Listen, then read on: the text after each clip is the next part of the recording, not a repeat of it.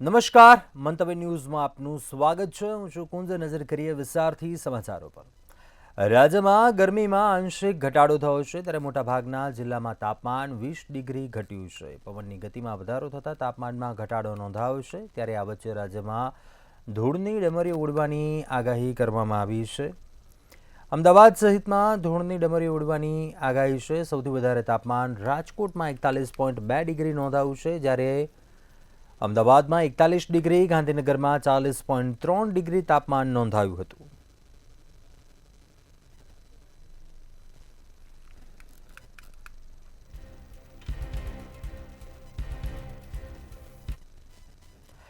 વડોદરાના ફતેગંજમાં બુટલેગરો વચ્ચે ગેંગવોર થઈ હતી। અલ્પુ સિંધી અને હેરી લુધવાણી વચ્ચે મારામારી થઈ હતી। અલ્પુ સિંધી અને સાગરીતોએ લુધવાણીને માર્યાનો આરોપ કર્યો હતો। બુટલેગર અલ્પુ સિંધી દારૂનો કુખ્યાત સપ્લાયર છે। અલ્પુ સિંધીના સાગરીતોએ લુધવાણીને મારતા હેરી લુધવાણીને માથાના ભાગે ગંભીર ઈજા પહોંચી હતી। ત્યારે આ મામલે ઈજાગ્રસ્ત બુટલેગર હેરી લુધવાણીએ નિવેદન આપતા જણાવ્યું હતું કે અલ્પુ જ્યારે જેલમાં હતો ત્યારે હું બહાર હતો અને જેલમાંથી તેના સાગરીતોએ મારી સાથે ખંડણી માંગી હતી, તો દારૂની એક પેટી પર ₹500ની ખંડણી માંગી હતી અને મારા મિત્રોને ધમકી આપી હતી। તે ખંડણી ન આપતા તેને કારણે હુમલો કરવામાં આવ્યો અને અંગત અદાવતમાં હુમલો કરવામાં આવ્યો હતો। સમગ્ર ઘટનાને લઈને પોલીસે તપાસનો ધમધમાટ શરૂ કર્યો છે અને પોલીસે ફરિયાદ નોંધી છે।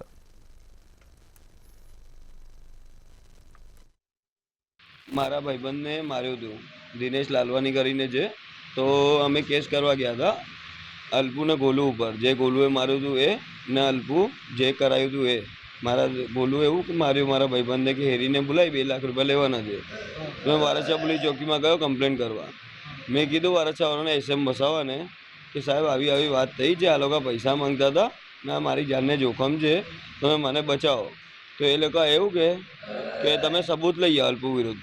પછી મને બહાર કાઢી દીધું। પછી મારા જોડે જે દિનેશ લાલવાની હતો ને એને બહુ જ માર્યું એસએમ વસાવાએ। મારા પાસે એના સબૂત પણ પડ્યા છે, વિડીયો પણ છે।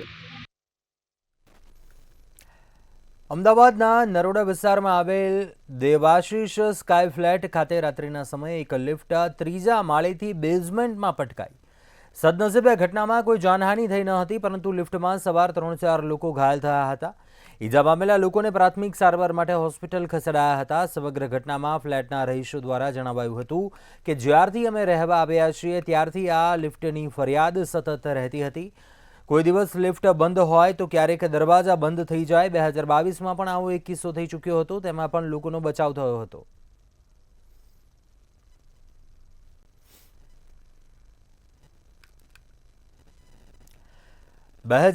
થી 2024ના 5 વર્ષના ગાળા દરમિયાન અશાંત ધારા હેઠળ આવતા અમદાવાદ શહેરના વિસ્તારોમાં હિન્દુઓ પાસેથી મિલકત ખરીદવા મુસ્લિમોએ 1329 અરજી કરી હતી। પોલીસ પાસેથી અભિપ્રાય મેળવ્યા બાદ કલેક્ટર કચેરીએ 817 અરજી મંજૂર કરી હતી। અર્થાત હિન્દુઓ પાસેથી મુસ્લિમોએ આ 817 મિલકત ખરીદી હતી। વિવિધ કારણોને ધ્યાનમાં રાખી 512 અરજી નામંજૂર કરાઈ હતી। વર્ષ 2020માં 187, 2021માં 198, 2022માં 334, 2023માં 290, 2024માં 320 અરજી મંજૂર કરાઈ હતી। પૂર્વ અને પશ્ચિમ અમદાવાદમાં મળીને કુલ 31 વિસ્તારના 1171 જગ્યાને અશાંત ધારા હેઠળ મુકાયા છે। આ તમામ વિસ્તારમાં મુસ્લિમોએ હિન્દુઓ પાસેથી મિલકત ખરીદી હોય તો કલેક્ટર કચેરીમાંથી મંજૂરી મેળવવી પડે છે। જો મંજૂરી મેળવ્યા વગર કોઈ સોદો કરવામાં આવે તો રદ થાય છે।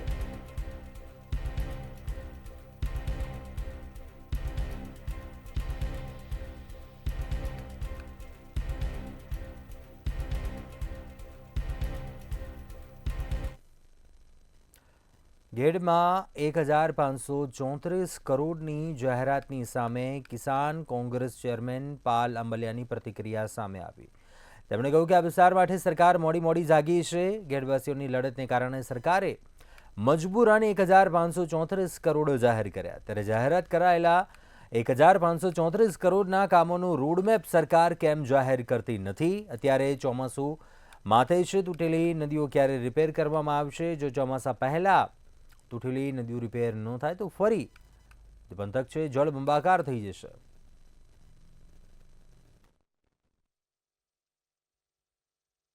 જે આ 139 કરોડની જાહેરાત એના ટેન્ડરો પણ સવાલ એ છે કે ચોમાસું માથે આવી ગયું છે, આ તૂટેલી નદીઓ જે છે એને રિપેર સરકાર ક્યારે કરશે? જો નદીઓ જ રિપેર નહીં થાય તો ફરીથી આવતા ચોમાસાની અંદર ઘેડ જળબંબાકાર થશે. જો નદીઓ રિપેર નહીં થાય તો ઘેડના ગામો સંપર્ક વિહોણા થશે. એટલે સરકારશ્રીને નમ્ર નિવેદન છે કે યુદ્ધના ધોરણે કામ લઈ અને આવનારા ચોમાસા પહેલાના દિવસો છે એ દિવસોમાં ઘેડની આ તમામ નદીઓ છે તૂટેલી છે એને પહેલા સાંધવામાં આવે. આજે ગુજરાત પબ્લિક સર્વિસ કમિશન વર્ગ 1 અને વર્ગ 2ની પરીક્ષા યોજાઈ હતી. રાજ્યમાં 21 જિલ્લાના 405 કેન્દ્રો પર વર્ગ 1 અને વર્ગ 2ની જગ્યા માટે પરીક્ષા લેવાઈ હતી. 97,000થી પણ વધારે ઉમેદવારોએ આ પરીક્ષા આપી હતી. 21 જિલ્લાઓમાં બપોરે 12 થી 3 દરમિયાન આ પરીક્ષા યોજાઈ હતી. પરીક્ષા કેન્દ્રો ઉપર પોલીસનો ચાંપતો બંદોબસ્ત હતો તેમજ સીસીટીવી કેમેરાની નજર હેઠળ આ પરીક્ષા યોજાઈ હતી.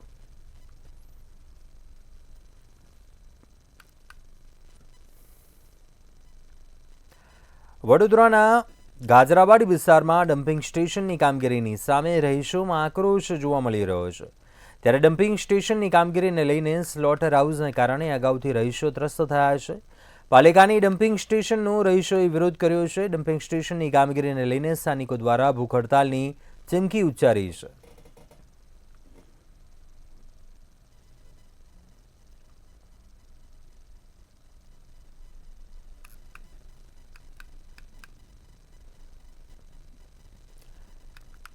વાગરા તાલુકાના નાંદેરા ગામની સીમમાંથી 2 દિવસ પહેલા રાત્રિના સમયે ખાણ ખનીજ વિભાગ દ્વારા માટી ખનન ઝડપી પાડી એક હિટાચી મશીન જપ્ત કરી વાગરા પોલીસને સોંપ્યું હતું. ત્યારે આ કાર્યવાહીને વધુ વેગ આપવામાં આવે તે માટે આમ આદમી પાર્ટી મેદાનમાં ઉતરી છે.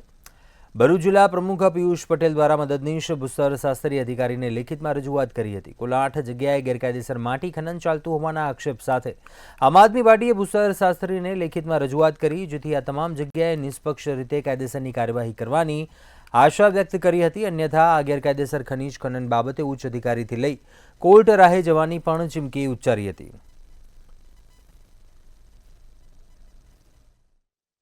એમાં કેટલા ક્યુબિક મીટર એ લોકોએ માટીનું ખોદાણ કરેલું છે એની પણ તપાસ થાય. સાથે જ આ માટીને સગે વગે કરવા માટે આ મશીનની સાથે અન્ય કેટલા વાહનોની એ લોકોએ હેરાફેરી કરી છે એ વાહનોની પણ ડિટેલ્સ જાહેર કરવામાં આવે અને આ લોકો ઉપર કાયદાકીય કડકમાં કડક પગલાં ભરવામાં આવે એવી માંગ સાથે આજરોજ ભરૂચ ખાણ ખનીજ વિભાગને જાણ કરવામાં આવી છે. ત્યારે ભરૂચ ખાણ ખનીજ વિભાગને અન્ય 7 જેટલા જે જગ્યાએથી વાગરા તાલુકામાંથી આ લોકો જે ખોદકામ કરી રહ્યા છે એની પણ જાણ કરવામાં આવી છે. ગતરોજ વહેલી સવારે વાગરા ગ્રામ્ય પંચાયત નજીકથી એક અજાણ્યા ઈસમનો મૃતદેહ મળી આવ્યો હતો. પોલીસે મૃતદેહનો કબજો મેળવી તેના પરિવારને શોધવાની કવાયત હાથ ધરી હતી, જેમાં ગણતરીના કલાકોમાં જ પોલીસને સફળતા પ્રાપ્ત થઈ છે. મૃતક વાગરા તાલુકાના નરણાવી ગામનો 58 વર્ષીય ચંદુ વસાવા હોવાનું સામે આવ્યું છે. ત્યારે પોલીસે જરૂરી કાર્યવાહી બાદ આધેડના મૃતદેહને પરિવારજનોને સોંપ્યો હતો.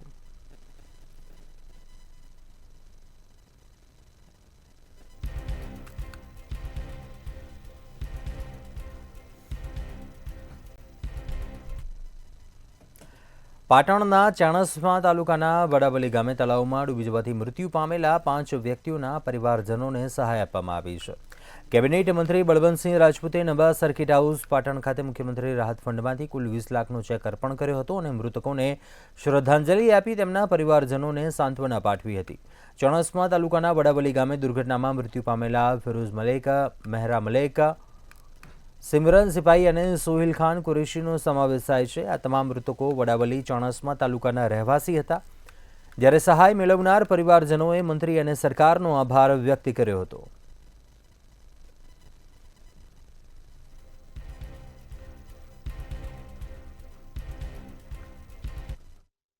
વ્યક્તિ દીઠ 4 લાખ રૂપિયા એટલે 5 વ્યક્તિઓને આજે 20 લાખ રૂપિયાનો ચેક આદરણીય મુખ્યમંત્રી ભૂપેન્દ્રભાઈ પટેલ સાહેબની સૂચનાથી આજે આપવામાં આવ્યો છે. આદરણીય મુખ્યમંત્રી શ્રી ભૂપેન્દ્રભાઈ પટેલ સાહેબે કીધું છે કે કોઈ વ્યક્તિ કદાચ એક્સપાયર થઈ જાય પણ એના માટે આપણે કંઈક શું કરી શકાય, તો વ્યક્તિને તો પાછળ નથી લઈ શકતા પણ આપણે નાની મોટી આવી મદદ કરીએ અને સમાજના ભાગરૂપે આપણે એમને ટેકો કરીને બધા એમને પડખે રહીએ તો એમના દુઃખમાં એનું ઓછું કરી શકાય. મહેસાણા જિલ્લાના કડી વિસ્તારમાં માત્ર 8 વર્ષની દીકરી લઈને માતાએ આપઘાત કરી દેતા અરેરાટી મચી ગઈ હતી. એક મા દીકરીએ માત્ર 30,000 રૂપિયાની ઉઘરાણીથી કંટાળીને આપઘાત કરી લેતા અરેરાટી ફેલાઈ ગઈ હતી. નર્મદા કેનાલમાંથી માતા પ્રતિકાબેન અને પુત્રી પિનલનો મૃતદેહ મળી આવ્યો હતો. ધોરણ 3માં ભણતી દીકરીને લઈને માતાએ મોતની છલાંગ લગાવી હતી. મૃતકો સાણંદના મખિયાવ ગામના રહેવાસી હોવાનું સામે આવ્યું છે. તો પોલીસે કેનાલ પાસે તપાસ હાથ ધરતા પોલીસને ચિઠ્ઠી, મોબાઈલ અને એક થેલી મળી આવી હતી. ચિઠ્ઠીમાં કણઝરી ગામના નઠુ જોડેથી 30,000 લેવાના હોવાનો ઉલ્લેખ હતો.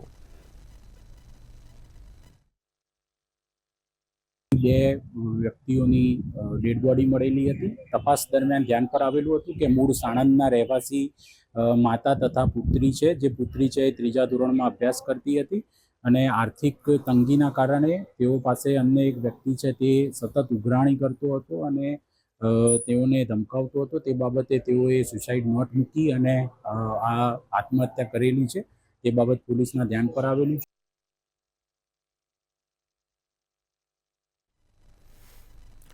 દાહોદના દેવગઢ બારિયામાં સાગટાળા પોલીસ મથકના હદ વિસ્તારમાંથી વિદેશી દારૂ ઝડપાયો હતો. પોલીસે બાતમીને આધારે વિદેશી દારૂ ભરેલી બોલેરો ઝડપી પાડી હતી. જ્યારે પોલીસે બોલેરો રોકતા ચાલક ગાડી મૂકીને ફરાર થઈ ગયો હતો.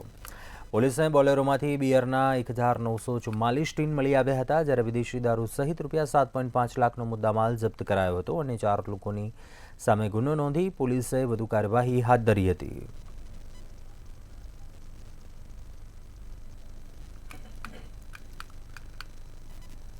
અરવલ્લી જિલ્લાના મોડાસા ખાતે મુખ્યમંત્રી ભૂપેન્દ્ર પટેલનો મહત્વપૂર્ણ પ્રવાસ યોજાયો હતો.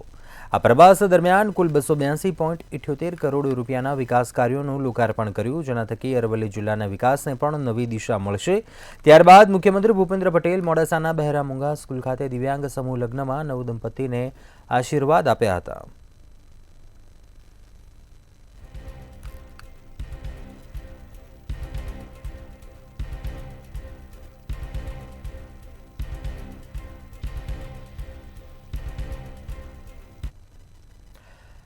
નવસારી મહાનગરપાલિકા દ્વારા 32 કરોડથી વધુ વિકાસના કામોનું ખાતમુહૂર્ત અને લોકાર્પણ કરાયું હતું. કેન્દ્રીય જળશક્તિ મંત્રી CR પાટીલના હસ્તે ખાતમુહૂર્ત અને લોકાર્પણ કરવામાં આવ્યું હતું. તેમજ સાથે સાથે નવસારી મહાનગરપાલિકાની નવી વેબસાઇટનું લોન્ચિંગ કરાયું હતું.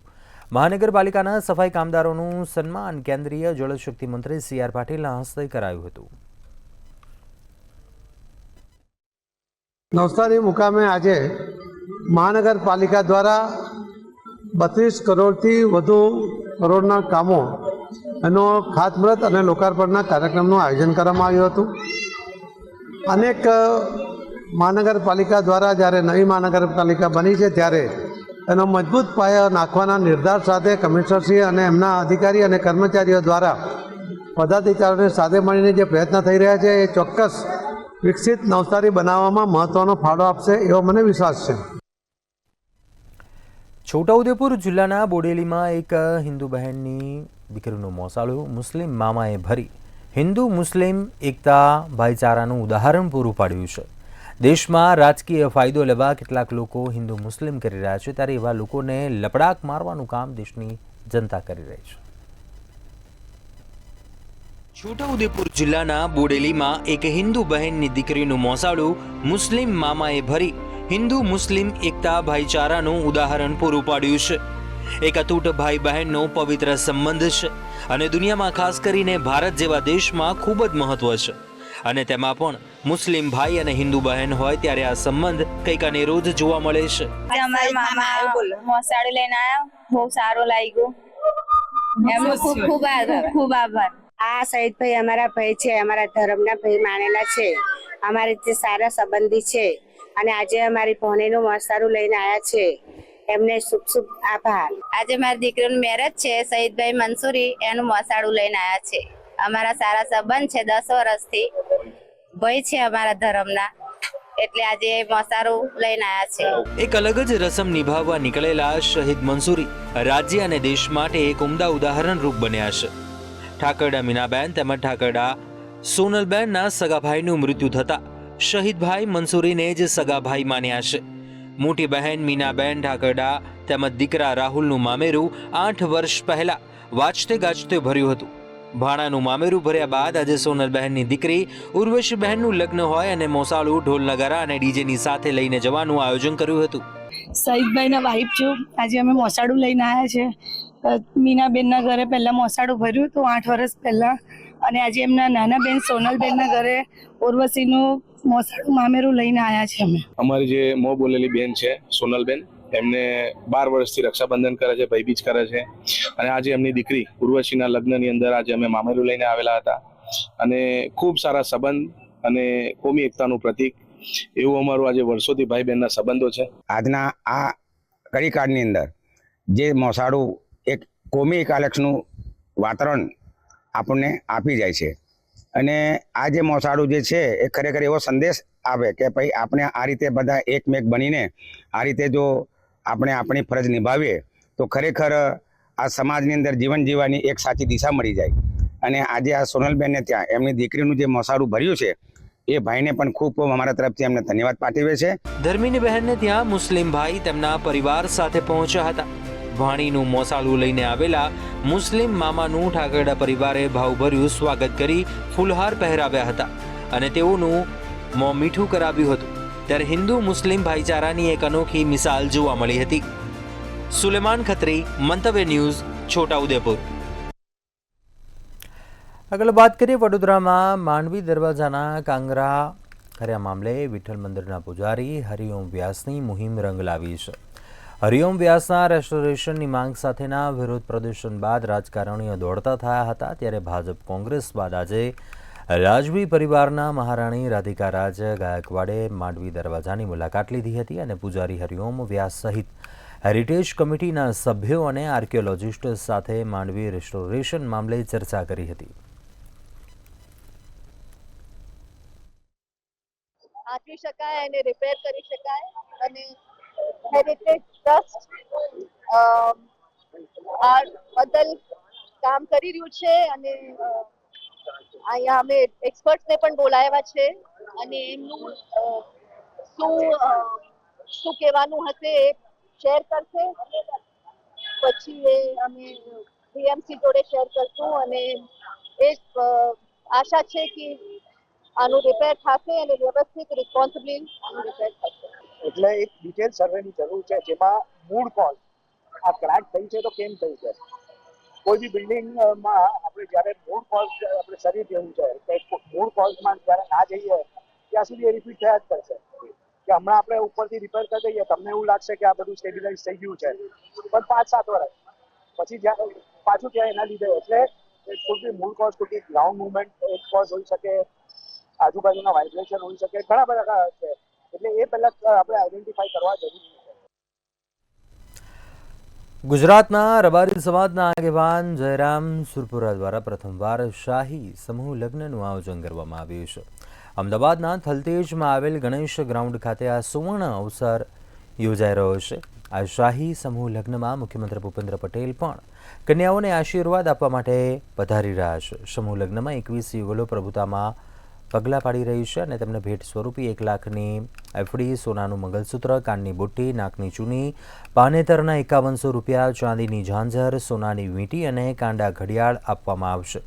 દીકરીઓ પોતાના ઘરે જ લગ્ન કરતી હોય તેવું વાતાવરણ પૂરું પાડવા માટે ડોલીમાં બેસાડીને તેમની એન્ટ્રી કરવામાં આવશે. તેમજ ભોજન, પાર્કિંગ, ઇમરજન્સી જેવી તમામ સુવિધાઓ પણ કરવામાં આવી છે. મુખ્યત્વે રબારી સમાજની દીકરીઓને અમે આ સમૂહ લગ્નમાં જોડીએ છીએ. એમાં અમારી 21 દીકરીઓનો સમૂહ લગ્નનું અમે આજે પ્રથમ 21 દીકરીઓનું આયોજન કર્યું છે. એ પૈકી સમૂહ લગ્નની આજે 20 તારીખે સૌ અમારા સમાજના આગેવાનો, સંતો, મહંતો, ભુવાજીઓની હાજરીમાં અમે પ્રસંગ આદરીએ છીએ.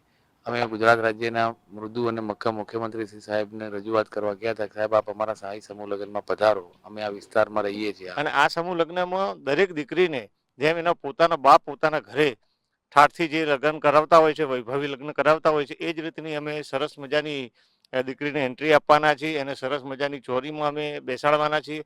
અને એના પોતાના ઘર આંગણે જે વ્યવસ્થા સભર લગ્ન થવાના હોય એ જ સિસ્ટમથી અહીંયા સમૂહ લગ્ન થવાના છે. અને આ સમૂહ લગ્નમાં આશરે 21 જેટલી દીકરીઓના સમૂહ લગ્ન છે આજે. અને આજના સમૂહ લગ્નમાં ગુજરાતના મુખ્યમંત્રી ભાઈ શ્રી ભૂપેન્દ્રભાઈ પટેલ સાહેબ આ દીકરીઓને આશીર્વાદ આપવા પધારવાના છે.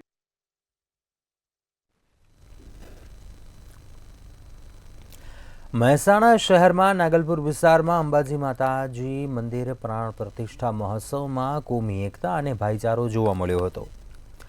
અંબાજી માતાજી મંદિરે પ્રાણ પ્રતિષ્ઠા મહોત્સવમાં નાગલપુર ગામની તમામ બહેનોને પ્રસંગમાં બોલાવવામાં આવી હતી. ત્યારે નાગલપુરના મુસ્લિમ સમુદાયને મંદિરના પ્રાણ પ્રતિષ્ઠા પ્રસંગમાં આમંત્રણ આપવામાં આવ્યું હતું. ભાઈચારાને સાર્થક કરવા મુસ્લિમ ભાઈઓએ પ્રાણ પ્રતિષ્ઠામાં પધારેલી બહેનોને ઝવેરા યાત્રામાં ભેટ આપી હતી. આથી અંબાજી મંદિર પ્રાણ પ્રતિષ્ઠા મહોત્સવમાં કોમી એકતાની સાથે ભાઈ બહેનનો પ્રેમ જોવા મળ્યો છે.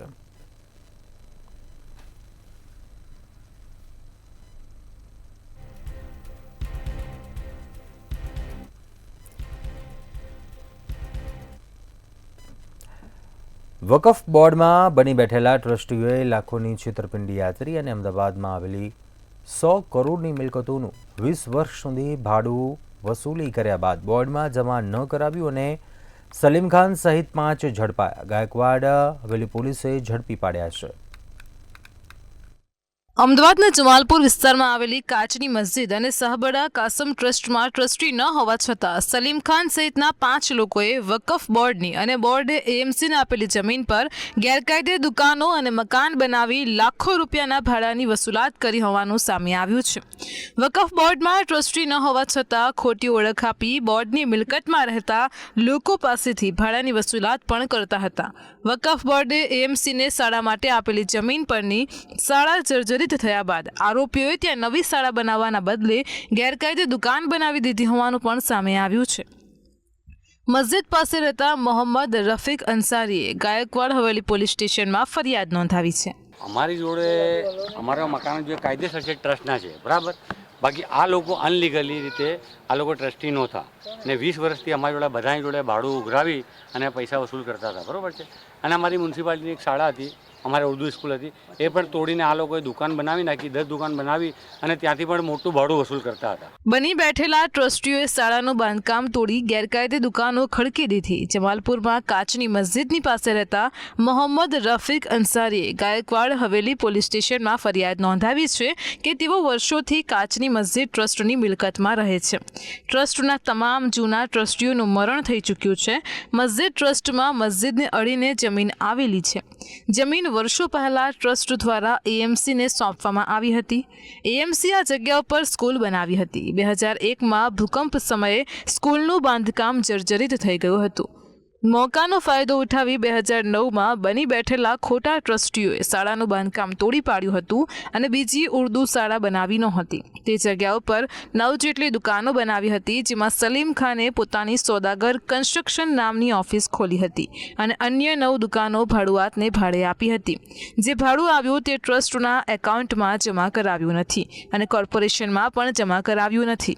જે વકફ બોર્ડમાં જે એના ટ્રસ્ટી તરીકે જે રીતના એસ્ટાબ્લિશ થવું જોઈએ, જે એનો વકફ સુધારા અધિનિયમ 2013 અને એની પહેલાંના જે વકફ નિયમમાં જે ટ્રસ્ટી તરીકે આ બંને જે ટ્રસ્ટ છે એના ટ્રસ્ટી તરીકે જે હોવું જોઈએ એ ટ્રસ્ટી ન હોવા છતાં આ જે ટ્રસ્ટની મિલકત છે એ મિલકતની અંદર 100 જેટલા મકાનો બનાવી અને એ મકાન બનાવી અને એમનું ભાડા એમના પર્સનલ યુઝ માટે કરી અને આ એક આખું કૌભાંડ કરે છે ને એ અનુસંધાનમાં ફરિયાદ દાખલ કરે છે. સલીમ ખાન વિરુદ્ધમાં હત્યા, રાયોટિંગ સહિતના ગુના પણ નોંધાયેલા છે. 23મી જુલાઈ 2024ના રોજ ખોટું સોગંદનામું કરીને ટ્રસ્ટી તરીકે વકફ બોર્ડમાં રજૂ કર્યું હતું. વકફ બોર્ડ ગાંધીનગર ખાતે પણ ખોટું સોગંદનામું રજૂ કર્યું છે.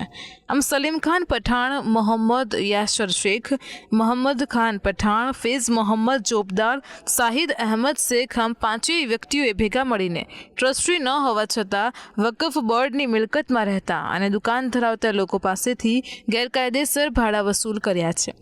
હાલ તો 5 આરોપીઓની ધરપકડ કરી ગાયકવાડ હવેલી પોલીસે વધુ તપાસ હાથ ધરી છે. સુમન ઠાકોર, મંતવ્ય ન્યૂઝ, અમદાવાદ.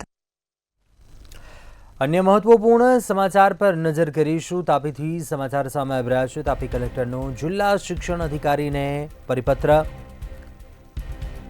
શાળાઓમાં વિદ્યાર્થીઓ દ્વારા ધર્મ આધારિત પ્રાર્થના ન કરાય, ચોક્કસ ધર્મના સ્તુતિ ગીત તેમજ જ્ઞાન ઉપદેશ ન અપાય, ધર્મ પ્રચાર અર્થે ધાર્મિક પુસ્તકોના વાંચન ન કરાય, વિવિધ મુદ્દાઓનો પરિપત્રમાં ઉલ્લેખ કરવામાં આવ્યો છે.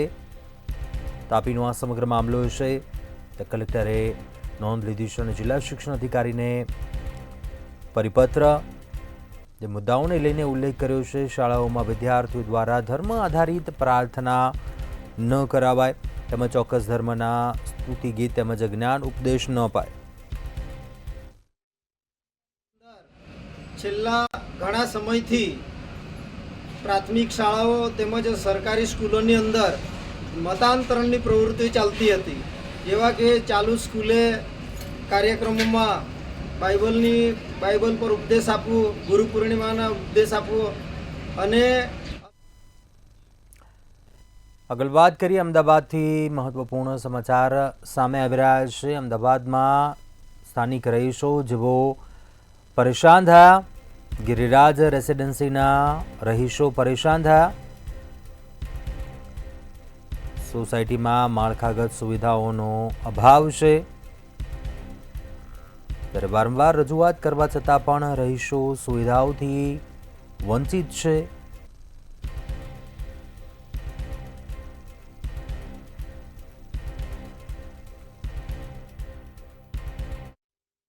હંસાબેન જગાભાઈ છાસી અમારું નામ. હું ગિરિરાજ રેસિડેન્ટમાં રહું છું. બ્લોક નંબર 403 D1 રહું છું. હા, સમસ્યામાં તો એવું છે કે આ 6 મહિનાથી બધી બહુ પણ તકલીફ પડે છે અને તે છતાં મેન્ટેનન્સ ઉઘરાવવાની કોશિશ કરે. મેન્ટેનન્સ નહીં દેતા તો ધમકીઓ મળે છે. મેન્ટેનન્સ નહીં ભરો તો કાયદેસર કાર્યવાહી કરશું. શું તમારું નામ છે? શું સમસ્યા? રાજેશભાઈ વાણિયા, H1 403માં હું રહું છું. અહીંયા કોઈ સુવિધા આપતા નથી. લીપ બીપ બધું બંધ છે. કચરા બચરો બધું કોઈ સાફ સફાઈ કરતા નથી. કોઈ પણ પ્રોસેસ કરવી તો કહેવામાં આવે છે કે જો તમે નહીં ભરો તો તમારા લાઇટ બિલ, કનેક્શન, પાણી બધું કાપી દેવામાં આવશે. આવી બધી ધમકી. બીજા કોઈ અહીંયા આવી ધમકી હોતી મને હોતી દઈ ગયા. બિલ્ડરે પોતે મને ફોન કરેલો હોય કે તમારા મકાન માલિકનો નંબર લાવો, તમે કેમ નંબર આપતા નથી, કેમ? શું તમારું નામ છે? શું સમસ્યા તમારે? હું પંચાલ જયશ્રી છું અને મોરિયા ગિરિરાજ રેસિડેન્સમાં રહું છું. D1 302 અમારો બ્લોક નંબર છે. છેલ્લા 10 વર્ષથી અમે અહીંયા રહીએ છીએ. મેન્ટેનન્સ અમે ટોટલ ભર્યા છતાં અમને અહીંયા ચેરમેન, સેક્રેટરીની અત્યારે હાલ બુલેટિનમાં બસ આટલું. બધું સમાચાર માટે આપ જોતા રહો મંતવ્ય ન્યૂઝ. નમસ્કાર.